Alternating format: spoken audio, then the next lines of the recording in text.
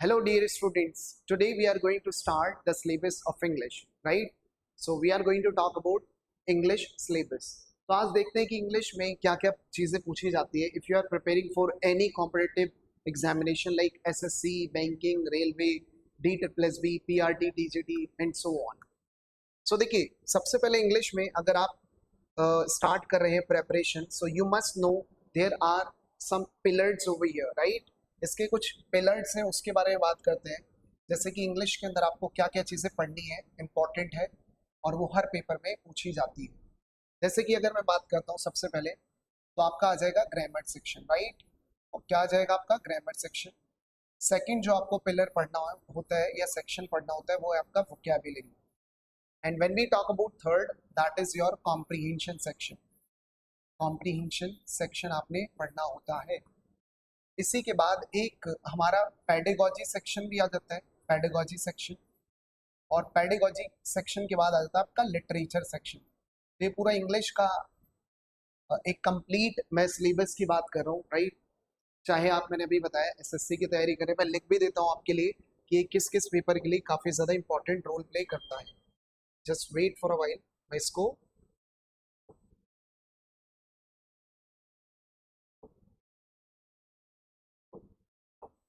फिर एक आ जाएगा आपका पेडागॉजी सेक्शन और एक आ जाएगा literature part. Is that clear?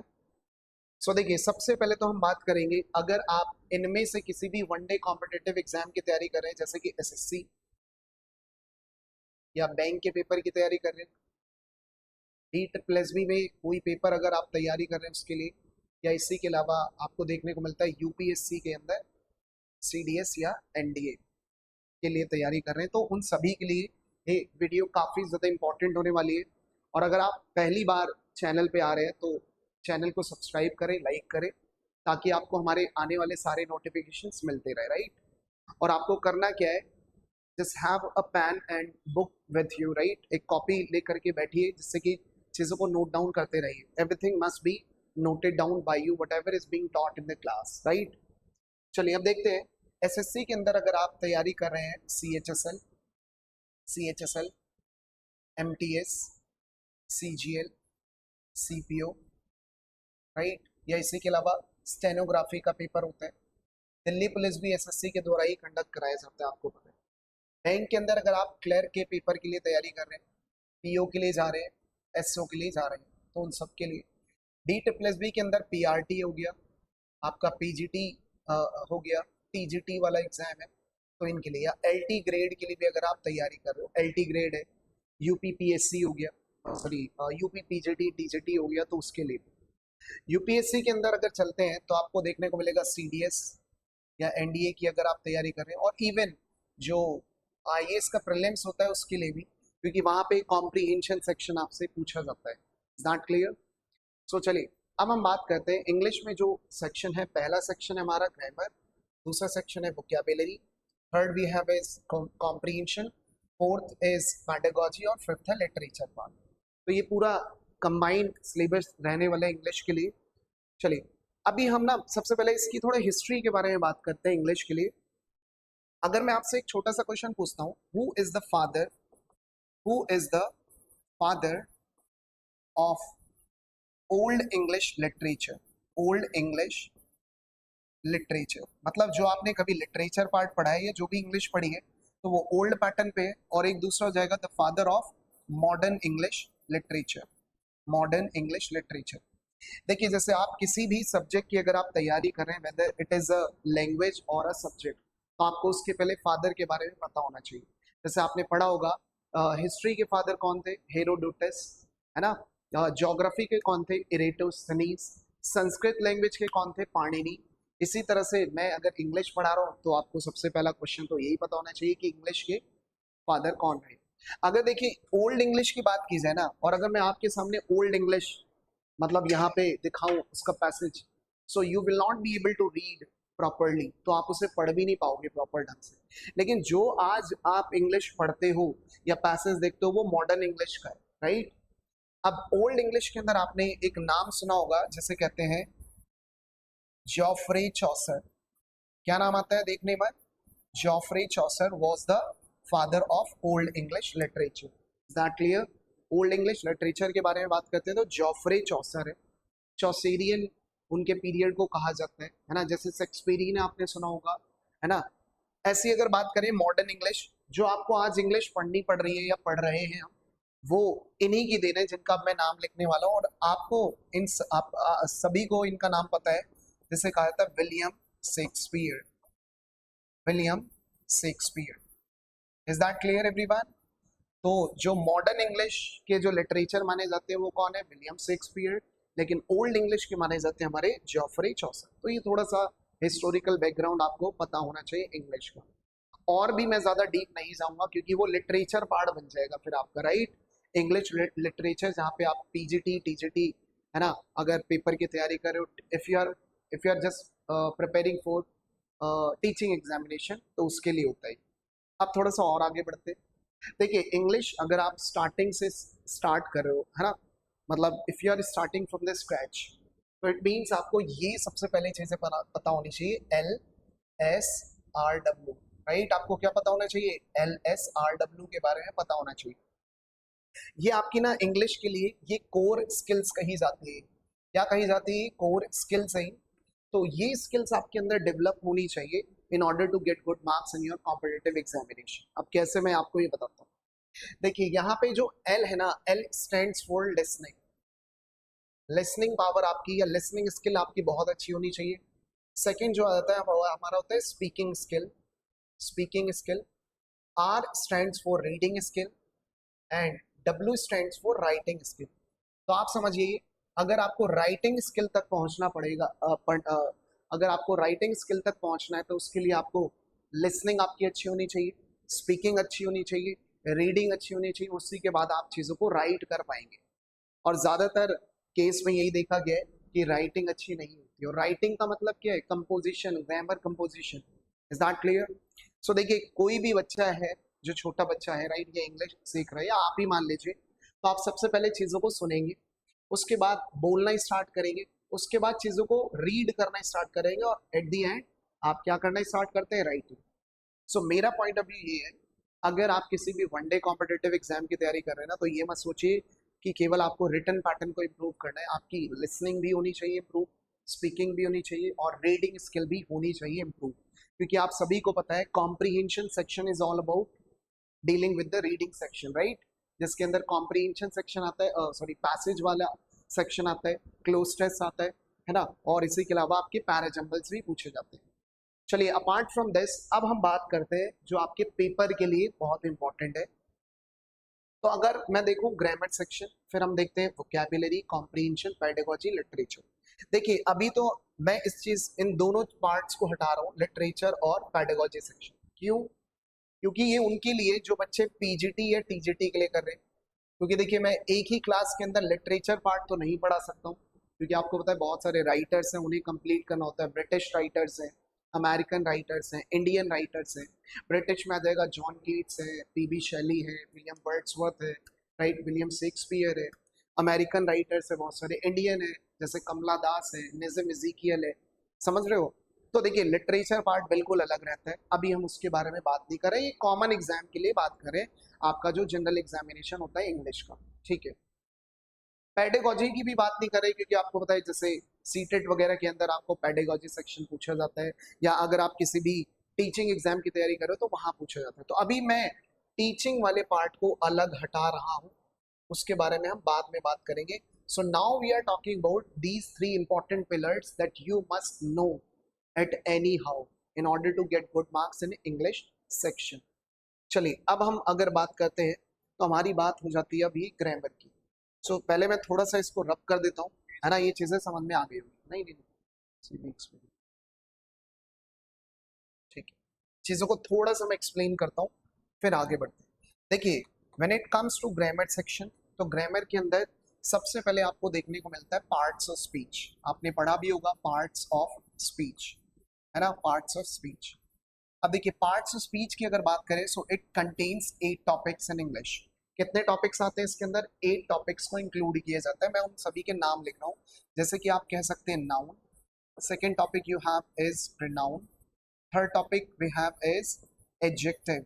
अब एक चीज समझिए, बच्चे से एडजेक्टिव पढ़ते हैं, this should not be pronounced adjective, it must be adjective। क्योंकि देखिएगा इसके अंदर ना ये जो डी है ये साइलेंट रहते हैं। अब मैं आपको एक रूल बताता हूँ, whenever डी कम्स बिटवीन ए और जे तो उसको हमें साइलेंट रखना पड़ता है। कहने का मतलब है कभी भी ए और जे के बीच में डी आ जाए ना तो उसे पढ़ा नहीं जाता है, वो साइलेंट रहता है। जैसे this is not adjustment, it is adjustment, right. और देखिए एक दो वर्ड, अगर मैंने कहा ए और जे के बीच में अगर डी आ जाए तो इसे पढ़ा ही नहीं जाता है, तो इसे पढ़ के दिखाइए कैसे पढ़ेंगे, adjoin not adjoin. So why you always pronounce this word as adjective, this is not adjective, this is adjective, right। Fourth की बात करते हैं तो हमारा बन जाता है एक एडवर्ब, एक टॉपिक और होता है हमारा एडवर्ब। फिफ्थ टॉपिक की बात करते हैं, then we have verb topic. Six की बात करेंगे तो हमारा आ जाएगा प्रेपोजिशन। कौन सा टॉपिक है, प्रेपोजिशन। अच्छा देखिए बच्चे इसे प्रीपोजिशन कहते हैं, this is not preposition, this is preposition. अच्छा जैसे आप प्रेपरेशन कर रहे हो या प्रिपरेशन कर रहे हो, this is preparation not preparation, is that clear। in the same way this is preposition not preposition, बच्चे गलत pronounce करते हैं। और and this is not pronunciation, this is pronunciation। there are so many words that I will let you know in the class। जैसे आप बताइए tomato सही है या टमेटो सही है, it's tomato not tomato। Potato सही है पोटैटो सही है, it's potato not potato। Bowl सही है बोल सही है, इट्स बोल नॉट बाउल, याद रखिएगा। ऐसे बहुत सारे वर्ड्स मैं आपको लिखवा करके बताऊंगा उसकी प्रोनाउंसिएशन क्या होनी चाहिए। Even though I could have recorded this lecture in English medium as well, लेकिन हमने सोचा कि नहीं बायलिंगुअल क्लास में बायलिंगुअल मोड में ही रखते हैं जिससे कि सारे बच्चों को कवर अप किया जा सके, है ना। अब हम आगे बढ़ते हैं। सेवेंथ एक टॉपिक आता है हमारा कंजंक्शन। कौन सा आता है, कंजंक्शन, जिसे हम कनेक्टर भी कहते हैं। और एट आ जाता है हमारा इंटरजेक्शन। कौन सा टॉपिक है, इंटरजेक्शन। तो देखिए ये हमारे 8 टॉपिक्स हो चुके हैं। अब आप मुझे बताइए क्या इंग्लिश के अंदर यही ग्रामर सेक्शन है और ग्रामर में यही टॉपिक्स है? नहीं भाई, ये तो 8 ही टॉपिक हुए हैं। और हम क्लास के अंदर जब कभी आप ऑफलाइन या ऑनलाइन क्लास लेते हैं so we usually cover up 15+ topics in English grammar, right. तो ये तो 8 ही टॉपिक हुए। अब देखिए अगर मैं बात करूँ नाउन की, तो नाउन क्या होता है, नेमिंग वर्ड। थोड़ा थोड़ा बता देता हूँ, बाकी तो आपको क्लास में ही बताया जाएगा जब आप ऑनलाइन या ऑफलाइन क्लास लेंगे। Naming words are known as noun, ये तो पढ़ा ही हुआ है। दुनिया में जितनी भी चीजें आपके आसपास वो सारे नाउन ही है। आप अपनी आंख बंद करिए, जो भी चीजें दिमाग में आ रही है वो भी नाउन है। आप अपनी आंखें खोलिए, वो भी सारी चीजें नाउन ही है। सो नाउन इज एवरीथिंग, राइट। हर चीज के आपने कुछ ना कुछ नाम रखे हुए हैं। अगर हम बात करते हैं प्रोनाउन की, तो प्रोनाउन मीन्स क्या होता है कि एक ऐसा वर्ड जो नाउन की जगह यूज किया जाता है ना, रिप्लेसमेंट ऑफ नाउन, या हम रिप्लेसिंग वर्ड भी कह सकते हैं। रिप्लेसिंग वर्ड जो किसी वर्ड को रिप्लेस करते हैं, मतलब नाउन को रिप्लेस करने वाले शब्द को ही क्या कहा जाता है, प्रोनाउन। और आप ये भी कह सकते हैं अगर किसी व्यक्ति का जेंडर डिफाइन करना हो तो pronoun is the suitable word for that, right. जैसे अगर कोई व्यक्ति राहुल है तो क्या बार बार आप राहुल का इस्तेमाल करोगे, Rahul is my best friend, Rahul helps me a lot, Rahul right, Rahul gets good marks, नहीं। तो आप बार बार राहुल का यूज ना करते हुए आप उसके लिए लगा सकते हैं ही। Rahul is my best friend, he helps me a lot, who gets good marks in his examination. तो आपने ही लगाया, हु लगाया, उसी को प्रोनाउन कहते हैं। अब हम बात करते हैं एडजेक्टिव। एडजेक्टिव को क्या कहा जाता है, क्वालिफाइंग वर्ड्स। क्वालिफाइंग वर्ड्स मतलब जब आप किसी चीज, किसी व्यक्ति की या किसी वस्तु की क्वालिटी के बारे में बात करते हैं, all those words are known as adjectives in English, right. कोई व्यक्ति अच्छा है, बुरा है, हैंडसम है, टॉल है, फैट है, स्लिम है, उन सभी को एडजेक्टिव कहा जाता है। आगे बढ़ते हैं adverb. We have adverb. Adverb किस किस को क्वालिफाई करता है, देखिए ये नाउन और प्रोनाउन को क्वालिफाई नहीं करता है, क्योंकि नाउन और प्रोनाउन को क्वालिफाई करने के लिए हमारे पास एक वर्ड है एडजेक्टिव। एडवर्ब जो है ना, ये एक एडजेक्टिव को क्वालिफाई करता है, किसी वर्ब को क्वालिफाई करता है, किसी प्रेपोजिशन को करता है, किसी कंजंक्शन को, एंड सो ऑन। मतलब ये मान लीजिए नाउन सबसे छोटा भाई है किसी फैमिली में, उससे बड़ा है प्रोनाउन, फिर उन दोनों से, नाउन और प्रोनाउन से बड़ा भाई कौन है, एडजेक्टिव, और इन तीनों का सबसे बड़ा भाई कौन है, एडवर्ब। Is that clear. अब हम आगे बढ़ते हैं वर्ब। तो वर्ब क्या होता है जरा बताइए, कोई एक्शन को कहा जाता है जो एक्शन आप परफॉर्म करते हो। और वर्ब काफी बड़ा टॉपिक है ना, सब चीजें पढ़ाई जाएगी आगे। अभी तो हम पहले आपको सिलेबस बता रहे हैं। Then we have preposition. Preposition किसके पहले लगाया जाता है? किसी नाउन या प्रोनाउन के पहले, अपना रिलेशन जो दिखाने के लिए, शो करने के लिए, तो प्रेपोजिशन उसी को कहा जाता है, या रिलेट किया जाता है किसी नाउन या प्रोनाउन से। आगे बात करते हैं। Then we have conjunctions. क्या कंजंक्शन क्या होते हैं? जॉइनिंग वर्ड्स, जॉइनिंग या कनेक्टिंग वर्ड्स को भी कहा जाता है, या लिंकिंग वर्ड्स को भी कहा जाता है। क्या चीज? कंजंक्शंस। आगे बात करते हैं इंटरजेक्शन। इंटरजेक्शन में आपकी फीलिंग्स को ही कहा जाता है। जैसे आप कभी बोलते हैं ना ओ एम जी, ओ माई गॉड, राइट, है ना, फी का यूज किया जाता है, अलास का यूज किया जाता है, सो ऑन। तो देखिए, सबसे पहले तो मैं आपको ये बता दूं, आप टीचिंग के अलावा किसी और पेपर की तैयारी कर रहे हैं, हाँ, हालांकि सीडीएस एनटी में कभी कभार इंटरजेक्शन पूछ ले जाते हैं, तो इंटरजेक्शन कोई बहुत ज्यादा इंपॉर्टेंट टॉपिक नहीं है, ये लेस इंपॉर्टेंट टॉपिक है, आप ये खुद भी पढ़ सकते हो, बाकी हम क्लास में कराते हैं cover up. So we can also skip this section topic from here. हम इधर से इसको स्किप भी कर सकते हो, अगर आप इसे नहीं भी करते हो तो भी काम चल जाएगा आपका। Now we are moving on to the other topic, the names of the topic, right. Other जो और है वो देख लेते हैं। जैसे कि अगर मैं बात करता हूँ पॉइंट नंबर 9, तो आपको इसके अंदर क्या पढ़ना है? इसके अंदर हमें पढ़ना है भाई, हमारे आर्टिकल्स भी तो रह गए अभी। इसके बाद आपको पढ़ाया जाएगा टेंसेस, टेंसेस भी है। Then we have passive voice, जैसे वॉइस कहा जाता है, पैसिव वॉइस भी आपको पढ़ना है।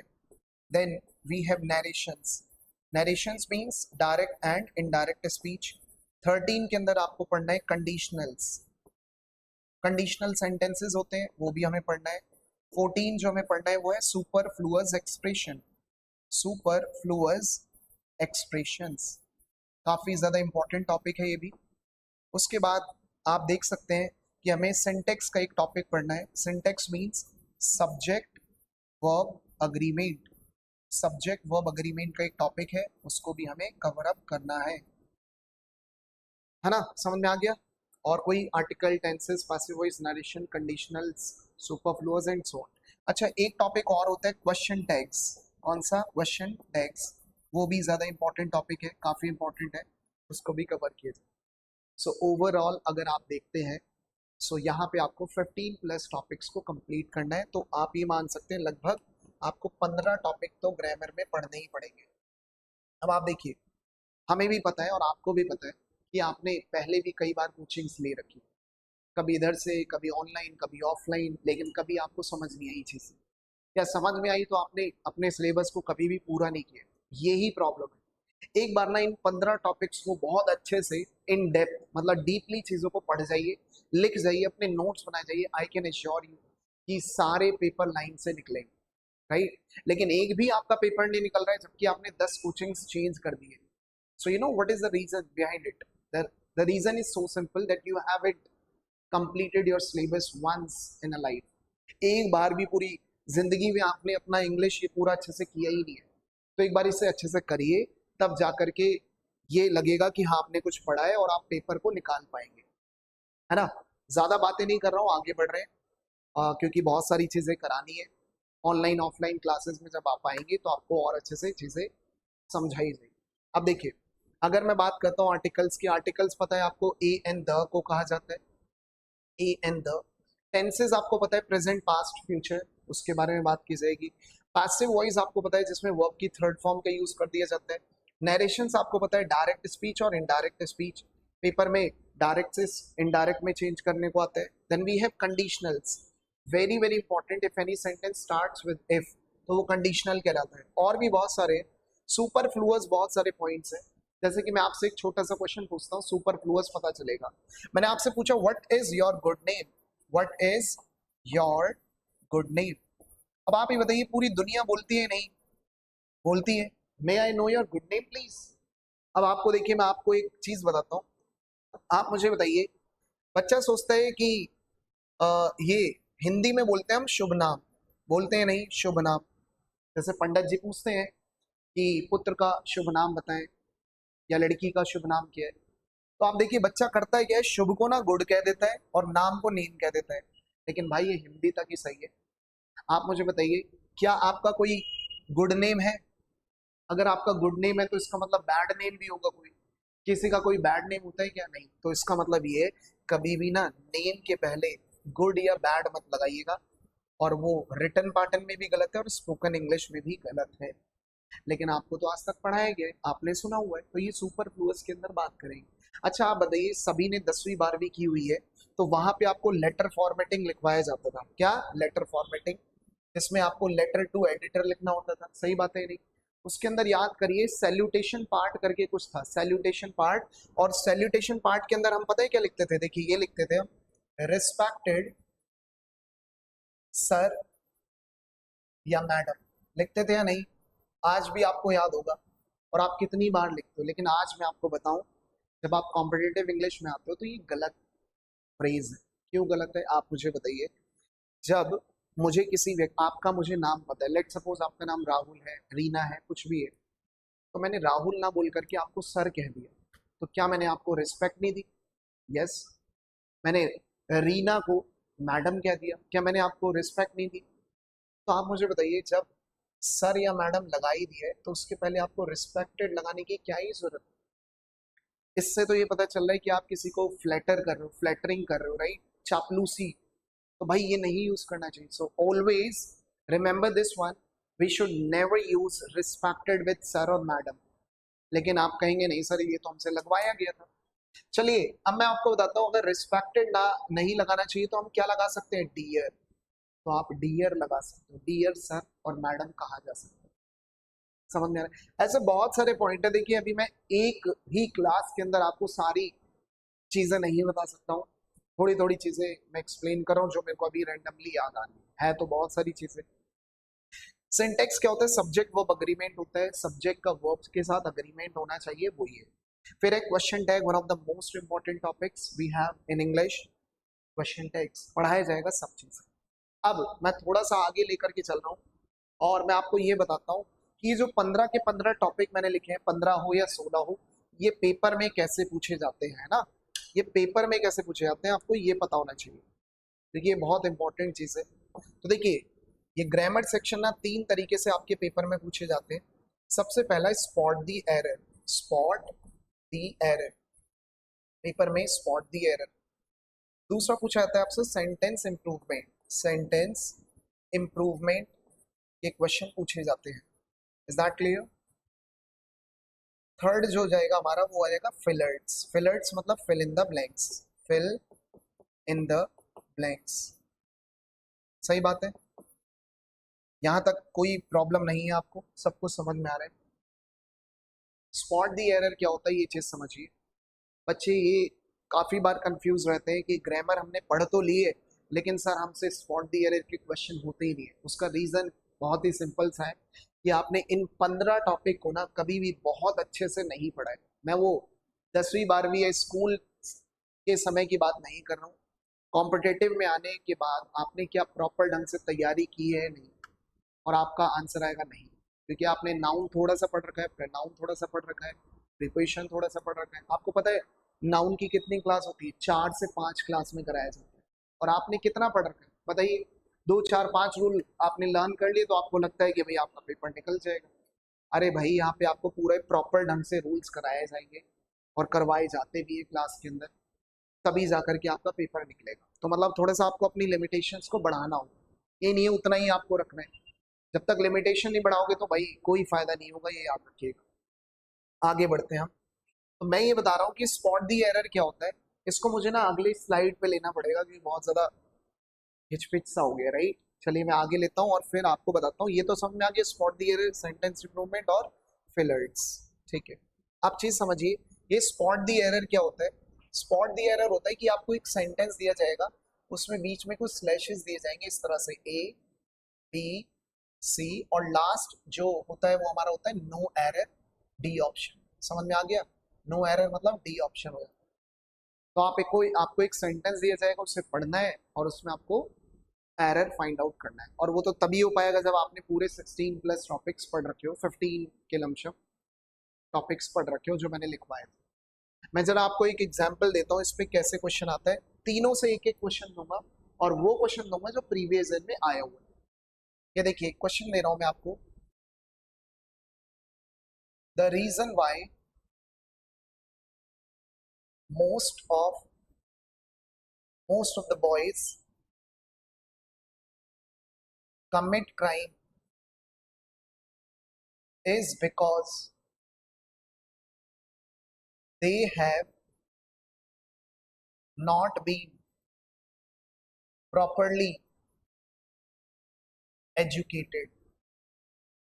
ये लीजिए, मैंने एक सेंटेंस दिया आपकी स्क्रीन पर, और अब मैं क्या कर रहा हूँ इसमें ना, ये स्लैशेस लगा रहा हूँ, ये इस तरह से, ये ए ऑप्शन, इसमें कोई एरर है, या आप क्या हो गया बी ऑप्शन, इसमें कोई एरर है, या दे से लेकर के एजुकेटेड तक सी ऑप्शन, और लास्ट हो जाएगा एन ई, मतलब हो जाएगा नो एरर, मतलब सेंटेंस में कोई गलती नहीं है।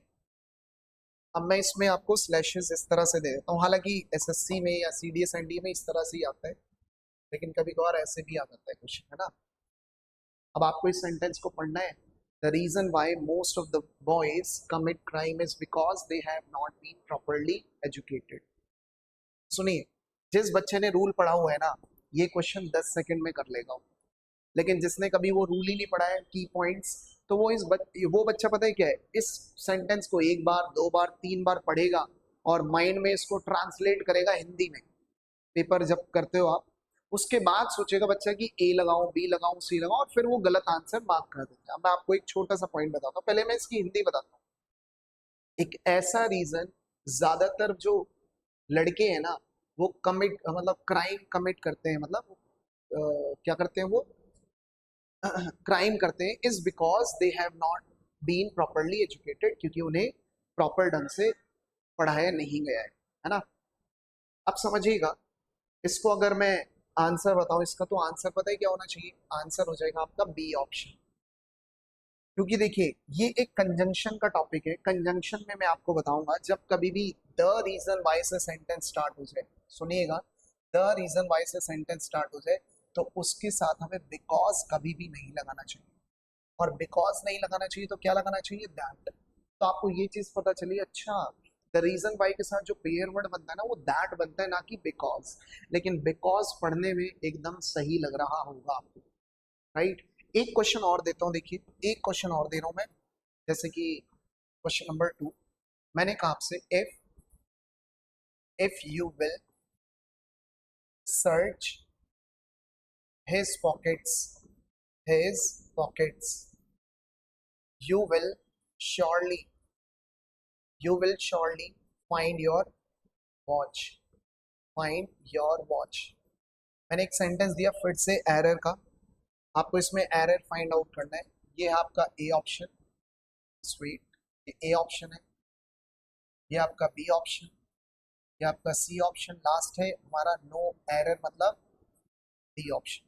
चलिए बताइए, कोई नहीं, एक क्वेश्चन नहीं हो पाया, शायद दूसरा हो पाया आपसे। If you will search his pockets you will surely find your watch. अगर आप उसकी पॉकेट्स को खंगालोगे तो जरूर आपको आपकी वॉच मिल जाएगी, उसने चुराई होगी ऐसा कुछ। और मैं आपको ये बता दूं, ये क्वेश्चन पता है कहाँ हुआ है, सीपीओ के पेपर में, वो भी मेंस के पेपर में, जिसमें सीपीओ के अंदर 200 नंबर की इंग्लिश आती है। भाई अगर आप सेंट्रल पुलिस ऑर्गेनाइजेशन में जाना चाहते हो, पैरामिलिट्री फोर्स, तो इंग्लिश अगर आपकी सही नहीं है तो सिलेक्शन नहीं हो पाएगा। एसएससी क्रैक करना चाहते हो, इंग्लिश अच्छी नहीं है, 135 नंबर की इंग्लिश आती है 390 नंबर में से। बैंक, अगर बैंकर बनना चाहते हो, बैंकिंग निकालना चाहते हो, तो भाई 30 नंबर की और 40 नंबर की इंग्लिश आती है, तो बिना इसके तो कुछ काम ही नहीं है। एमटीएस के अंदर 75 नंबर की इंग्लिश आती है। बताइए, सबसे छोटी पोस्ट होती है लोअर पोस्ट मल्टीटास्किंग सर्विसेज, उसके अंदर भी इंग्लिश आती है। दिल्ली पुलिस के अंदर हेड कांस्टेबल के अंदर इंग्लिश आती है, कांस्टेबल में तो छोड़ ही दीजिए आप। तो आप ये मान लीजिए, अगर इंडिया में 100 पेपर होते हैं ना, 100 पेपर अलग अलग टाइप के, तो उसमें 95 ऐसे पेपर हैं जिसमें इंग्लिश आती ही आती है। समझ में है? चलिए अब इसका मैं आंसर बताता हूँ, ज्यादा वेट नहीं करूंगा। If you will search his pockets you will surely find your watch. याद रखिएगा, एक सेंटेंस अगर कभी भी इफ से स्टार्ट हो, तो इफ को ना कभी भी, इफ के साथ कभी भी विल का इस्तेमाल नहीं किया जाता है। या ये याद रखिए, एक सेंटेंस में 2 बार विल का एक साथ यूज नहीं किया जाएगा। अगर 2 बार विल आ रहे हैं तो कहीं ना कहीं सेंटेंस में कोई गलती है, और अगर 2 बार विल आ रहे हैं तो कौन सा विल कट होगा, जो इफ के साथ वाला होगा। इफ के साथ वाला विल को हटा दो तो आपका आंसर सही है और आपको कहना चाहिए if you search his pockets you will surely find your watch. Is that clear? ये कंडीशनल सेंटेंस का एक रूल मैंने आपको दिया है। ठीक है, आगे बढ़ते हैं और नेक्स्ट चीज को समझते हैं। अच्छा, अब दूसरा मैं दे रहा हूं आपको sentence improvement. Sentence improvement. Sentence improvement क्या होता है देखिएगा, आपको कोई वर्ड को बोल्ड करके दे दिया जाएगा या अंडरलाइन करके दे दिया जाएगा। बोल्ड या अंडरलाइन करके दे दिया जाएगा, राइट? बोल्ड या अंडरलाइन करके आपको दे दिया जाएगा। जैसे मैं आपको एक एक सेंटेंस देता हूँ और आप मुझे बताइएगा उसमें क्या सेंटेंस में कोई गलती है नहीं। मैंने कहा इट इज आई या it is me who is responsible for this loss. ये पेपर में भाई इतनी बार आ चुका है, मैं आपको क्या ही बताऊं, एग्जाम्स में, कॉम्पिटिटिव एग्जाम्स में। अब मैं क्या कर रहा हूँ कि इस पे ना आपको हाईलाइट करके दिखा रहा हूँ। मैं हाईलाइटर का इस्तेमाल कर रहा हूँ ताकि इस पे मैं हाईलाइट करके आपको बता पाऊँ कि ये पोर्शन है हाईलाइटेड, है ना, मी हु इज। अच्छा, वहां पे हाईलाइट भी किया जा सकता है या वहां पे आपको वो क्या भी दे सकता है, इस पे इसको बोल्ड कर देगा। ठीक है, इसकी जगह आपको क्या लगाना है वो आपको बताना है। मैं आपको 4 ऑप्शन देता हूँ। पहला ऑप्शन आपको लगाना है मी हु एम, ये सही है। या आप कहेंगे नहीं सर ये सही गलत है, हु आई हु इज कहना चाहिए। या आप कहेंगे नहीं ये भी गलत है, आई हु एम कहना चाहिए। या डी ऑप्शन, ये जो लिखा है ना ये सही है, तो इसका मतलब नो इम्प्रूवमेंट रिक्वायर्ड, इसमें किसी भी इम्प्रूवमेंट की कोई जरूरत नहीं है, ये सही। So it is me who is responsible for this loss, paper में कितनी बार आए हुए। अब देखिए आप कुछ भी आंसर टिक कर रहे होगे और हमने सुना तो यही है वैसे कि हम हमेशा क्या बोलते हैं, इट इज मी, है ना, या इसी को शॉर्ट में इट्स मी कह देते हैं ना, it is me, it's me. भाई ये गलत है सेंटेंस कहना, इट इज मी या इट्स मी नहीं कहना चाहिए। तो इधर इसका मतलब ये, एक सेंटेंस अगर इट से स्टार्ट हो जाए, इज लगाया जाए, तो मी नहीं कहा जाता है, इसको हमें सब्जेक्टिव केस में लगाना पड़ेगा। इट इज आई, यह मैं हूं, इट इज आई। तो मुझे क्या कहना पड़ेगा, आई आई। अब आपको पता है देखिए ये रिलेटिव प्रोनाउन है, क्या है, हु मतलब रिलेटिव प्रोनाउन, और हु के बाद जो वर्ब आप लगाओगे ना वो हु से पहले आने वाले सब्जेक्ट के हिसाब से लगती है। दोबारा सुनिए, हु के बाद जो भी आपको वर्ब लगानी है, सिंगुलर या प्लूरल, वो डिपेंड करेगी कि हु से पहले सब्जेक्ट कौन लग रहा है। तो आप मुझे बताइए आई के साथ क्या इज लगाते हो आप, नहीं।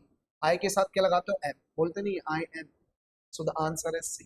सो it must be it is I who am responsible for this loss. और ये क्वेश्चन पूछा गया है भाई प्रोनाउन का, तो मैंने एक क्वेश्चन प्रोनाउन का दे दिया है आपको। आई होप समझ में आ रहा होगा आपको। अब एक मैं लास्ट क्वेश्चन दे देता हूँ, फिर आगे बढ़ रहे हैं कॉम्प्रीहेंशन की तरफ। जो तीसरा सेक्शन है आपका वो है फिलर्ट्स। फिलर्ट्स मतलब fill in the blanks. Fill in the blanks. Fill in the blanks के अंदर क्या होगा चीज समझिएगा, आपको फिलर्ट्स दी जाएगा, फिल इन द ब्लैंक्स आपको फिल करना है। जैसे कि एक क्वेश्चन दे रहा हूं मैं आपको, मैंने आपको क्वेश्चन दिया, if sorry he talks as if the earth dash to him, वह ऐसे बात करता है मानो कि पृथ्वी उसी की हो, मतलब समझ गए, अर्थ पूरी उसी की हो, उसी को बिलोंग करती हो। मैं आपको यहाँ दे रहा हूँ, यहाँ पे क्या बनाएंगे आप, बिलोंग्स लगाना चाहेंगे, मैंने टेंस का क्वेश्चन दिया है, या आप बिलोंग लगाना चाहेंगे, सी हैड बिलोंग लगाना चाहेंगे, या डी आप कहना चाहेंगे अर्थ इज बिलोंगिंग, क्या लगाना चाहिए। He talks as if the earth dash to him, ये मैंने टेंस का एक क्वेश्चन दिया है, आंसर इसमें से ही हो, राइट। लेकिन क्या आंसर होना चाहिए चलिए मैं बताता हूँ। देखिए पहले आपको ना इसकी हिंदी पता होनी चाहिए। एज इफ, एज इफ मतलब होता है मानो की, इसका मतलब होता है जैसे कि, क्या होता है इसका मतलब, जैसे कि, मानो की या जैसे कि, मतलब अज्यूम किए जा रहा है पास्ट में या प्रेजेंट में भी हो सकता है ही टॉक्स, वह ऐसे बात करता है मानो कि पूरी पृथ्वी उसी की हो, है ना। अब एक चीज समझिए, यहाँ पे गलती क्या हो गई है, गलती है ये, अगर सेंटेंस में एज इफ बीच में आ जाए तो उसके पहले तो आपको वर्ब की फर्स्ट या फिफ्थ फॉर्म लगानी होती है जो कि प्रेजेंट इंडेफिनिट टेंस है, लेकिन अगले वाले सेंटेंस में आपको वर्ब की सेकंड फॉर्म का इस्तेमाल करना है। ओके, क्या यूज करना है, सेकंड फॉर्म का इस्तेमाल करना है। तो बस आपका आंसर क्या हो जाएगा इसमें, सेकंड फॉर्म कौन सी है, belong, which shows that we are using past indefinite tense। अच्छा, कभी कभार क्वेश्चन ये ऐसे भी आ जाता है और ये पेपर में आया हुआ भी है। कैसे, इधर देखिए, ये जो टॉक्स है ना इसको वॉक्स कर देगा ये, he walks as if the earth belong to him, ना कि बिलोंग्स टू हिम या belong to him. I hope समझ में आया होगा। ये ग्रामर सेक्शन तीन अलग अलग टाइप से मैंने बताया, spot the error, slashes, sentence improvement bold करके, और तीसरा है हमारा फिलर्स। और देखिए अभी तो बहुत सारी चीज़ें हैं, मैं एक साथ ही सब चीज़ें नहीं बता सकता हूँ, इसलिए एक दो एग्जाम्पल मैंने आपके सामने रखे, ठीक है। Now we are going ahead और moving to the part B which is your vocabulary section. अब हम आपको वोकैबुलरी बताते हैं कि वोकैब में आपको पढ़ना क्या क्या है, पहले ये पता होना चाहिए आपको। अगर मैं कभी भी वोकैब की बात करता हूँ या आप कभी वोकैब की बात करें तो ये इसका मतलब नहीं है कि आपने वर्ड मीनिंग को रटना है, भाई ऐसा बिल्कुल भी नहीं है। देखिए वर्ड मीनिंग आपको रटना है, पहले तो आप अपना सिलेबस जानिए। सिलेबस के अंदर आपको देखना है कि सबसे पहले आपसे पेपर में क्या पूछा जाता है, सिनोनिम्स, जिसे सिनोनिम्स पढ़ा जाता है। फिर आपसे पूछा जाता है एंटोनिम्स। फिर थर्ड हो जाता है आपका होमोनिम्स या होमोफोन्स भी कहा जा सकता है। फोर्थ हो जाता है one word substitution, one word substitution आपको पढ़ना है अच्छे से। उसके बाद आपको ईडियम एंड फ्रेज पढ़ना है, ईडियम एंड फ्रेज।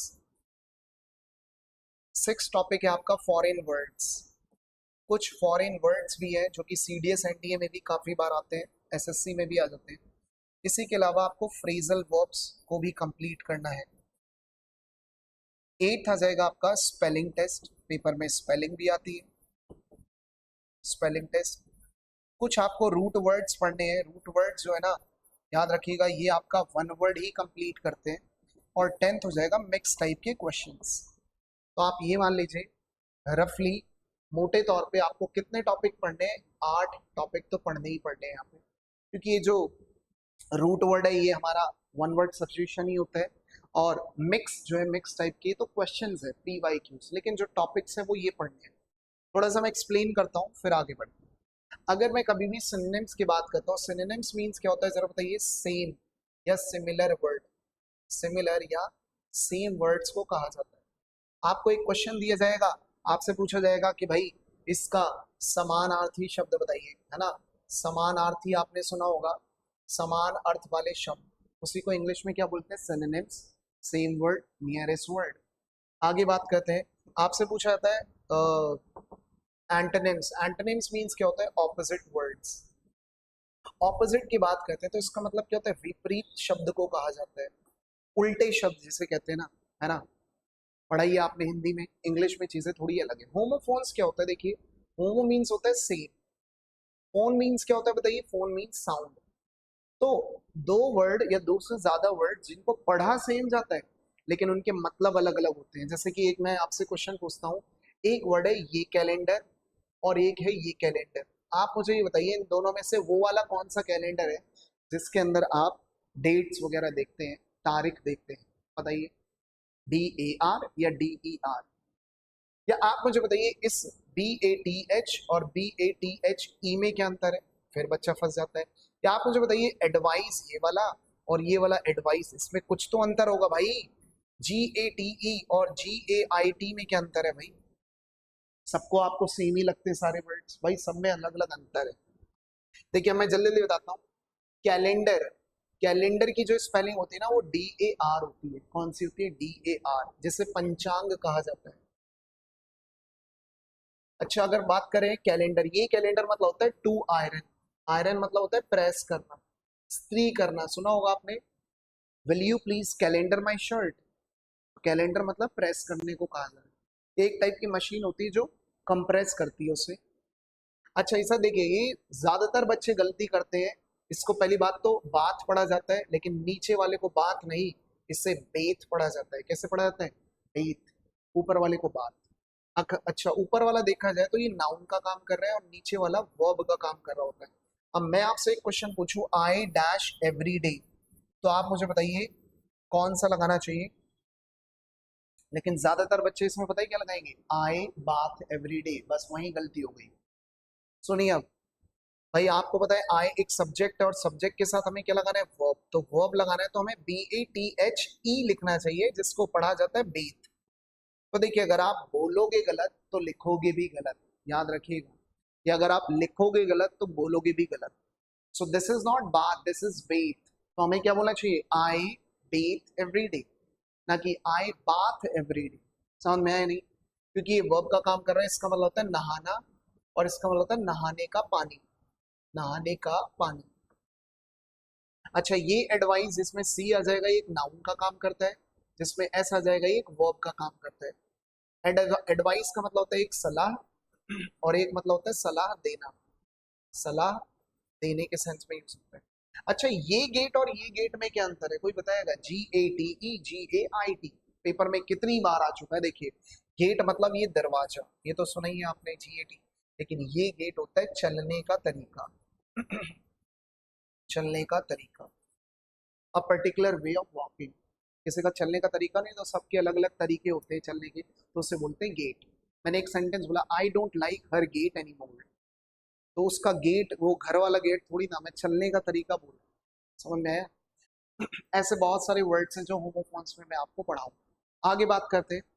अगर बात करें हम one word substitution, one word substitution क्या होगा? एक बड़ा सा सेंटेंस होगा, उसका आपको सिंगल वर्ड में आंसर बताना है। सिंगल वर्ड में आपको उसका आंसर बताना है। जैसे मैं एक सेंटेंस देता हूं आपको, और आप मुझे बताएंगे क्या आंसर सही है। मैंने कहा, a killing of one's own brother, या ब्रदर की जगह हम लिख लेते हैं ओन फ्रेंड।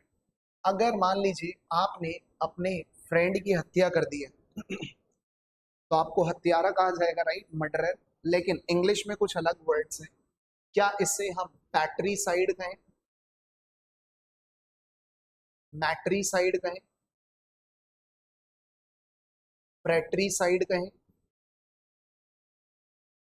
या DSMEC साइड कहें? और देखो, सभी के अंदर साइड वर्ड आ रहा है। क्या आ रहा है? Side word. और साइड का मतलब ही पता है भाई क्या होता है? किलिंग। साइड किसी भी वर्ड के अंदर आ जाए इसका मतलब होता है किलिंग। जैसे आपने क्या नहीं सुना? सुइसाइड। हाँ, तो सुई मीन्स होता है सेल्फ, साइड मीन्स किलिंग। तो खुद की हत्या करने को कहा जाता है सुइसाइड। तो इधर देखिए, पैट्री मीन्स होता है फादर। क्या आपने पैटर्नल नहीं सुना? पैटर्नल, पैट्री, पैट्रीमनी, तो ये फादर से रिलेटेड है। किसी ने अगर अपने फादर की हत्या कर दी है, क्या कहा जाएगा? पैट्रीसाइड। किसी ने अगर अपनी मदर की हत्या कर दी है तो क्या कहा जाएगा? Matricide. Matri is related to maternal, mother. अरे मैटरनल नहीं सुना आपने? सुना है। अच्छा, अब बच्चा सोचेगा सर फ्रैटरी साइड लगा दो, क्योंकि ये फ्रेंड कुछ मिलता जुलता लग रहा है। भाई ये गलत है, आंसर होना चाहिए डी। क्योंकि फ्रैटरी साइड होता है ब्रदर के लिए। किसके लिए होता है? ब्रदर के लिए। क्या आपने फ्रेटर्निटी पढ़ा है? फ्रेटर्निटी, फ्रेटर्निटी क्या होता है सर बताइए? भाईचारा। और भाईचारा मतलब ब्रदर। तो फ्रेटर वर्ड कभी भी आ जाए फ्रेटर, तो इसका मतलब क्या होता है? ब्रदर। और लास्ट है हमारा MEC साइड। एमी वर्ड का मतलब ही होता है भाई फ्रेंड। एमी, या क्रोनी आपने सुना होगा, क्रोनी, है ना? या कॉमरेड सुना होगा आपने, कॉमरेड एक मूवी भी थी यार, याद आ रही है? तो ये सारे फ्रेंड के लिए लगाए जाने वाले वर्ड है। भाई इस तरह से आप पढ़ोगे तो आपका सिलेक्शन होगा ना, उस तरह से थोड़ी ना कि आप आज तक रटे जा रहे हो। जब आप यहाँ क्लास लेने आएंगे, आप ऑफलाइन या ऑनलाइन जो भी क्लास लेंगे, तो आपको पता चलेगा रटवाया नहीं जाता है, समझाया जाता है। और समझ करके जो चीज़ लर्न की जाती है ना, वो हमेशा तक आपके साथ चलेगी। रटी हुई चीज़ ना 2-4 दिन के अंदर ही भूल जाओगे आप। तो यहाँ सब कराया जाएगा। ईडियम एंड फ्रेजेस की बात करते हैं। ईडियम एंड फ्रेज क्या होता है? इसके अंदर हम कुछ प्रोवर्ब्स यूज करते हैं। प्रोवर्ब्स मतलब होता है मुहावरे। तो मुहावरे का इस्तेमाल किए जाते हैं। जैसे मैं आपसे एक क्वेश्चन पूछता हूँ, मैंने कहा she is in the family way. मैंने आपसे कहा she is in the family way, तो ये फैमिली वे का क्या मतलब होता है, कोई बता सकता है मुझे? इन द फैमिली वे का क्या मतलब होता है? तो आपको पता नहीं क्या क्या लग रहा है इन द फैमिली वे, इसका मतलब होता है भाई प्रेग्नेंट। क्या होता है जरा बताइए? प्रेग्नेंट। अगर अगर मैंने कहा कि वो लड़की क्या है, प्रेग्नेंट है, तो हम कहेंगे she is in the family way. समझ में आ रहा है चीजें? अच्छा, मैंने कहा Rahul eats like a horse. Eat like a horse का मतलब क्या होता है?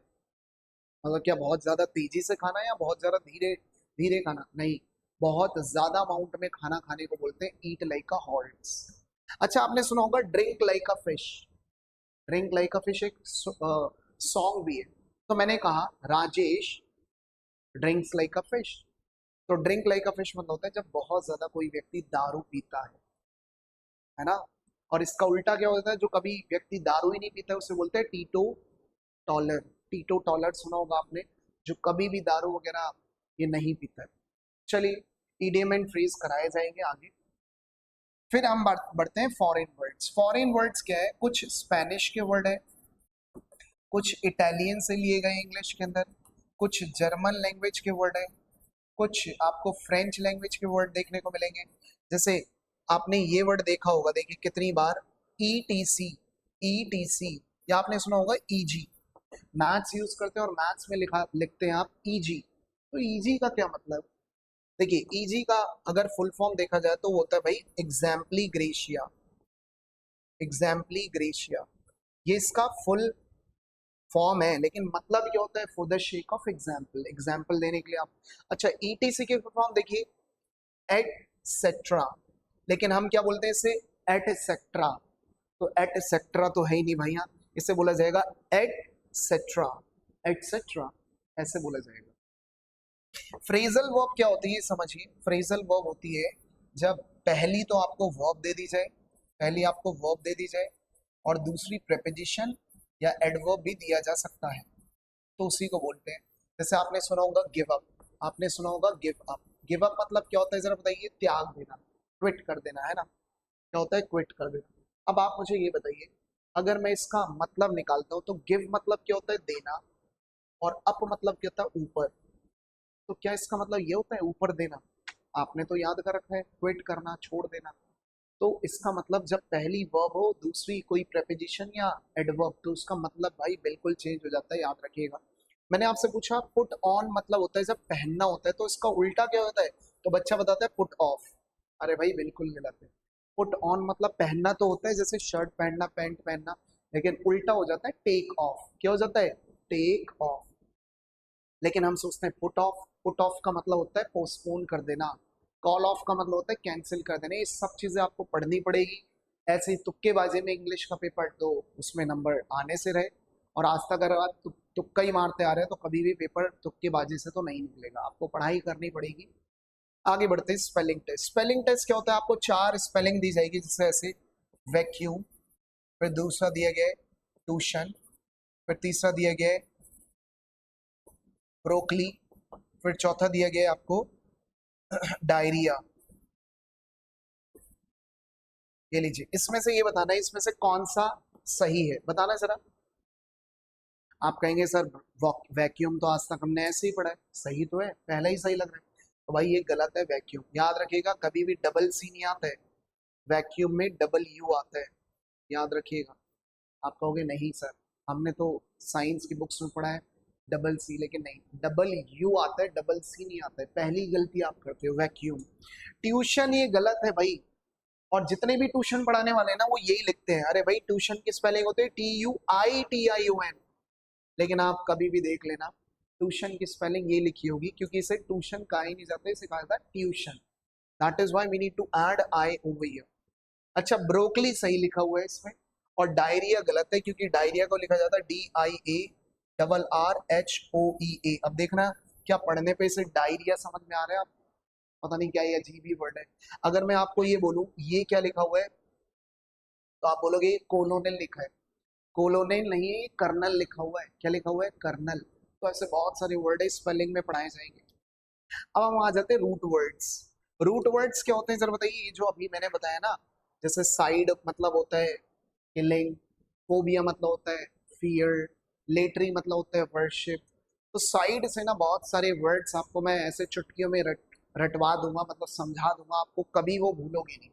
लेकिन देखिए अभी तो वीडियो बहुत बड़ी हो जाएगी, तो बस मैं अभी थोड़ा जल्दी जल्दी बता रहा हूँ ताकि बस आप ये समझ पाए कि हम कैसा पढ़ाते हैं और उसमें क्या क्या कंटेंट प्रोवाइड किया जाता है। और अगर आप इंग्लिश अच्छे से पढ़ाई करना चाहते हैं तो ये सब चीज़ें, चाहे आप देखिए, मैं ये नहीं कहता हूँ हमारे पास से पढ़िए, मुझसे पढ़िए, कहीं से भी पढ़िए भाई आप, चाहे आप ऑफलाइन पढ़िए ऑनलाइन पढ़िए, लेकिन एक बार ना सिलेबस अच्छे से करिए और ऐसे टीचर से पढ़िए जिससे आपको समझ में आए। समझ में आया? क्योंकि बहुत सारे टीचर हैं जिनको जो खुद के लिए पढ़ाते हैं, खुद सीखने के लिए पढ़ाते हैं, वो आपको सिखाने के लिए नहीं पढ़ा रहे, वो खुद सीखने के लिए पढ़ा रहे हैं। तो भाई ऐसे टीचर से दूर रहें। मैं देखो टीचर्स का रिस्पेक्ट नहीं कर रहा हूँ, हर टीचर ने अपनी मेहनत की है, टीचर सारे ही बढ़िया होते हैं, लेकिन कुछ टीचर ना अपने आप को पढ़ाते हैं बस। उनको समझ में आना चाहिए, बच्चों को समझ में आया या नहीं। भाई टीचर अपने आप को नहीं पढ़ाए, आपको पढ़ा पाए और आपको समझ में आए, उस टीचर से पढ़िए, चाहे कहीं से ही पढ़िए ऑल ओवर इंडिया में, लेकिन एक बार सिलेबस जरूर करिए। बस ओवर कर रहे हैं हम, अब आगे बढ़ रहे हैं हम कॉम्प्रीहेंशन। 5 मिनट और लूंगा बस। कॉम्प्रीहेंशन, अगर मैं कॉम्प्रीहेंशन की बात करता हूँ समझिएगा। कॉम्प्रीहेंशन जो लास्ट पोर्शन आता है, इसके अंदर आपके 3 सेक्शन रहेंगे, मतलब 3 टॉपिक रहते हैं जो आपके पेपर में पूछे जाते हैं। पहला रहता है आपका अनसीन पैसेज। क्या आप बताइए, पैसेज नहीं आते आपके पेपर में? आते हैं भाई, इसी में तो अटकते हैं बच्चे। दूसरा आता है आपका पैराजम्बल्स। पैराजम्बल्स, पैराजम्बल्स मतलब PQRS। तीसरा होता है आपका क्लोज टेस्ट। क्लोज टेस्ट, ये देखिए 3 चीजें होती है आपके पेपर में जो आती है, लेकिन बच्चे को आज तक पता ही नहीं है, बस वो सोचता है कि पैसेज ही तो आता है। पैसेज अगर देखा जाए तो एक बड़ा सा पैसेज आएगा आपका, और ये मिनिमम टू मिनिमम 300+, मतलब ये मान लीजिए रेंज तो 100 से लेकर के 500 तक होती है। अब इसके बीच में कितना ही बड़ा आ सकता है पैसेज। बैंकिंग के पेपर की बात करें तो भाई 500, 450, 400 वर्ड्स का पेपर पे पैसेज आता है। अच्छा आपको पता है कि इसके अंदर जैसे 5 क्वेश्चन आते हैं, 10 क्वेश्चन भी आ जाते हैं, 8 क्वेश्चन आ जाते हैं, अलग अलग पैटर्न आपको देखने को मिलते हैं। मैं आपको बताऊंगा इसके अंदर 2 अप्रोच अपनाई जाती है, टॉप बॉटम अप्रोच, और दूसरी होती है हमारी bottom top approach. Bottom top approach, इनमें से आपको यूज करनी होती है। तो आप कहेंगे ये अप्रोच कौन सी है, तो अभी मैं आपके ऊपर छोड़ रहा हूँ, आप थोड़ा सा गूगल करिएगा, समझिएगा ये क्या है। क्योंकि हम क्लास में तो ऐसे ही पढ़ाते हैं, क्योंकि सबसे ज़्यादा आप टाइम ना अपना वेस्ट जो करते हो वो अनसीन पैसेज में ही करते हो। चलिए बहरहाल बाद में बात करेंगे। पैराजम्बल्स क्या होता है? PQRS, मतलब आपको ना कुछ 4 लाइनें ऐसी दी जाएगी, होगा PQRS, और पहला ऑप्शन होगा, इसको सही से लगाइए, PRSQ बोलेंगे आप, ये सही है, या QRSP कहेंगे आप, यस RSQP कहना चाहिए सही, मतलब अरेंज करना है आपको, या आप कहना चाहिए PSRQ आपको कहना चाहिए, इनमें से कौन सा है वो आप मुझे बताएंगे। अब इस तरह से आपको सेंटेंसेस दिए जाते हैं। बैंकिंग के अंदर ये थोड़े से लेंदी आते हैं, मतलब ये जो पी ही लिखा होगा ना, ये 2-2 लाइन का होगा, 2 लाइन, 3 लाइन, ऐसी 2 लाइन, 1 लाइन, 1.5 लाइन, 3 लाइन, ऐसे ऐसे लाइन होगी। SSC के अंदर इजी सा है, 1 लाइन आएगा, 2 लाइन आएंगी ज्यादा से ज्यादा बस। NDA CDS में भी यही होता है, D++ में भी 1 लाइनिंग क्वेश्चन आते हैं, इसी को बोलते हैं पैरासिम्बल्स। अब आ जाता है क्लोज टेस्ट। क्या होता है भाई? एक पैसेज होगा इस तरह से क्लोज, और इसमें ना बीच बीच में फिलर्स दिए जाएंगे, ऐसे इस तरह से फिलर्स दिए जाएंगे। और जैसे 5 क्वेश्चन है तो आपसे पूछेगा पहला क्वेश्चन, दूसरा क्वेश्चन इसमें क्या आना चाहिए, तीसरे में क्या आना चाहिए, चौथे में क्या आना चाहिए, और पहले के 4 ऑप्शन दिए जाएंगे, दूसरे के 4 ऑप्शन दिए जाएंगे, तीसरे के 4 ऑप्शन दिए जाएंगे। इस तरह से आपको या तो 5 क्वेश्चन दिए जाएंगे या 10 क्वेश्चन। SSC में अभी याद रखिए, आप Tier 1 की तैयारी कर रहे हो तो आपको क्लोज टेस्ट ही दे रहा है वो, पैसेज दिया ही नहीं जा रहा है काफ़ी सालों से। लेकिन ऐसा नहीं है, SSC कभी भी कुछ भी चेंज कर सकता है, तो पैसेज भी दिया जा सकता है। मतलब मैं ये नहीं कह रहा हूँ हर पेपर में, लेकिन जनरली देखा गया है वो क्लोज टेस्ट देता है, लेकिन मेंस में देता है ना? समझ में आया आपको? बस अब मैं ओवर कर रहा हूँ थोड़ा सा, 1-2 चीज़ें और समझा दूँ उसके बाद क्लास ओवर कर रहा हूँ। बस एक बार थोड़ी सी चीज़ें समझ लीजिए, आप समझिए। आपका ये जो पैटर्न है ना, आपको वो भी पता होना चाहिए। आपका पैटर्न देखिए, सबसे ज्यादा बच्चे सीजीएल के लिए आते हैं या सीएचएसएल, क्योंकि ये सीएचएसएल होता है 10th लेवल, सीजीएल होता है हमारा ग्रेजुएशन लेवल। सुनिएगा, अगर आप सीजीएल के लिए जाना चाहते हो, सीएचएसएल के लिए, इसके ना दो पेपर होते हैं अलग अलग, टीयर 1 और टीयर 2। टीयर 1 के अंदर 200 नंबर के अंदर 50-50 में मतलब 4 सब्जेक्ट आएंगे, और टीयर 2 के अंदर 390 नंबर। अच्छा, ये दोनों ना सीजीएल और सीएचएसएल दोनों के लिए, अब समझिए आप, इसमें 50 नंबर की इंग्लिश, 50 की मैथ्स, 50 की रीजनिंग, 50 की जीएस। इंग्लिश, मैथ्स, रीजनिंग और जीएस, ये तो इक्वल मार्क्स है। अब बच्चा सोचता है कि बस किसी तरह से प्रीलिम्स निकल जाए, बस मेरी जॉब लग गई। अरे भाई, ये जो है ना, ये केवल क्वालिफाइंग इन नेचर है। क्वालिफाइंग इन नेचर मतलब इसके नंबर नहीं जुड़ने भाई आपके। आप अगर इससे पास भी कर जाते हो तो केवल आप टीयर 2 देने के लिए एलिजिबल हो, इसके लिए जॉब नहीं लगेगी, ना नंबर जुड़ेंगे। लेकिन जब 390 नंबर में से बात करते हो ना, तो भाई 135 नंबर की इंग्लिश है, 90 नंबर में रीजनिंग है, 90 नंबर में मैथ्स है, और 75 में आपका जीएस सेक्शन है। आप मुझे बताइए, सबसे ज्यादा वेटेज किसका है? इंग्लिश का। आपकी सबसे ज्यादा स्ट्रॉन्ग क्या है? ओ सॉरी, वीक क्या है? इंग्लिश। बच्चे मैथ्स कर लेते हैं, रीजनिंग तो सबसे इजी है, और जीएस का तो बहुत ही पूरा समुद्र है, वो तो खत्म ही नहीं हो सकता है। तो भाई आप अगर प्रेपरेशन करते हैं ना, तो इंग्लिश के बल पे ही खेल सकते हो। इंग्लिश ही नहीं आएगी ना आपको, तो कोई पेपर नहीं निकलेगा। ये दोबारा सुन लीजिए, मैं आई रिपीट माई वर्ड्स, अगर आपकी इंग्लिश वीक है, इंग्लिश बार बार करते हो तभी भी समझ नहीं आ रही है, नंबर नहीं आ रहे, तो भाई पेपर तो नहीं निकलेगा, टाइम जरूर निकल जाएगा। समझ में आया? इसलिए पहले आप इंग्लिश को स्ट्रॉन्ग करिए कहीं से भी, राइट। 135 नंबर में तो भाई 390 में से इंग्लिश ही आप बताइए। और लास्ट ईयर की कट ऑफ पता है कितनी है भाई? 335 पॉइंट कुछ ऐसी है आउट ऑफ 300, जो कि लास्ट कैंडिडेट, मतलब ये मान लीजिए जो सबसे छोटी पोस्ट पे लगा होगा ना सीजीएल में, वो इतने नंबर पे लगा होगा। अब आप बताओ, क्या जीएस में नंबर ले आते हो? लेके आ पाओगे? नहीं। चलिए मैंने मान लिया रीजनिंग में फुल आ जाएंगे, मैथ्स में, इंग्लिश कहाँ से क्या करोगे भाई? इसलिए आपको अच्छे से पढ़ाई करनी है। मेरा समझ में आ गया। अब देखो, मैं एक वीडियो के अंदर तो सीडीएस एनडीए हो गया, रेलवे हो गया, बैंकिंग हो गया, सभी को एक्सप्लेन नहीं कर पाऊंगा। तो मुझे ऐसा लग रहा है कि मैं एक सेकंड वीडियो और आपके लिए बना दूंगा, जिसके अंदर ना सीडीएस एनडीए का भी पूरा सिलेबस दिखा दूंगा, आपको डी में क्या क्या चीज़ें आती है वो सिलेबस दिखा दूंगा। सब चीज़ें आपको अच्छे से यहाँ पे दिखा दी जाएगी, तब जा करके आपको अच्छे से पूरी अंडरस्टैंडिंग हो जाएगी। अगर आप हमारा बैच ज्वाइन करना चाहते हो तो ऑनलाइन भी कर सकते हो, ऑफलाइन भी कर सकते हो। आपको नंबर नीचे गिवन होंगे, तो वहाँ जाइए, कॉल करिए। हमारी ब्रांचेस है, मुखर्जी नगर में भी है, जीटीबी नगर में भी है, साकेत में भी है, छतरपुर में भी है, पटेल नगर के अंदर भी है।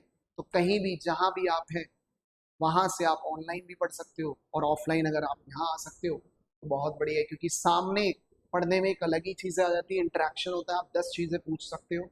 ऑनलाइन में तो क्या है कि अगर आपकी एक क्लास छूट गई तो वो बैकलॉग लगता जाता है, और बच्चे को कुछ समझ नहीं। समझ में आया? तो चलिए आज के लिए हम यहीं तक विराम लेते हैं। ये तीनों चीज़ें सेक्शन मैंने आपको अच्छे से कराए। आई होप कि वीडियो अच्छी लगी होगी, चीज़ें पसंद आई होगी, क्लास अच्छी लगी होगी। अगर अच्छी लगी हो तो कृपया सब्सक्राइब ज़रूर कर दें, और लाइक और कमेंट करना ना भूलें। Thank you so much for watching this video. Bye bye, take care.